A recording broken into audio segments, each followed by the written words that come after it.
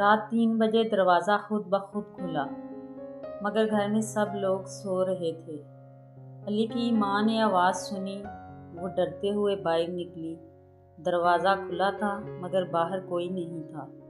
زمین پر ایک پرانا لفافہ پڑا تھا جس پر لکھا تھا، یہ تمہارے والد کی آخری نشانی ہے۔ ماں کے ہاتھ کانپنے لگے۔ اندر صرف ایک چابی تھی اور پرچی۔ بیٹے کو سچ بتا دینا، ماں رونے لگی، کیونکہ علی کو آج تک نہیں بتایا تھا کہ اس کے والد مرے نہیں تھے بلکہ زندہ تھے۔ علی کی ماں کانپتے ہاتھوں سے چابی اور پرچی پکڑے بیٹھی تھی۔ آنکھوں سے آنسو رکنے کا نام نہیں لے رہے تھے۔ اس نے آہستہ سے دروازہ بند کیا۔ وہ اندر آ کر کرسی پر بیٹھ گئی۔ دل میں ایک ہی خوف تھا، اگر علی کو سچ پتہ چل گیا تو وہ ٹوٹ جائے گا۔ چند لمحے بعد اچانک باہر گاڑی کی آواز آئی۔ ماں نے چونک کر دروازے کی طرف دیکھا۔ دل زور زور سے دھڑک رہا تھا۔ دروازہ کھلا اور سامنے ایک درمیانی عمر کا شخص کھڑا تھا، تھکا ہوا مگر آنکھوں میں وہی پہچانی ہوئی جھلک۔ ماں کی چیخ نکلتے نکلتے رہ گئی۔ تم؟ وہ آدمی بولا، ہاں میں واپس آ گیا ہوں۔ یہ علی کا باپ تھا۔ وہ اندر آیا، خاموشی چھا گئی، پھر وہ زمین پر بیٹھ گیا اور کانپتی آواز میں بولا، میں نے تو تم دونوں کو نہیں چھوڑا، میں مجبور تھا۔ ایک حادثے میں سب کچھ کھو بیٹھا تھا، یادداشت بھی، راستہ بھی اور تم دونوں کا پتہ بھی۔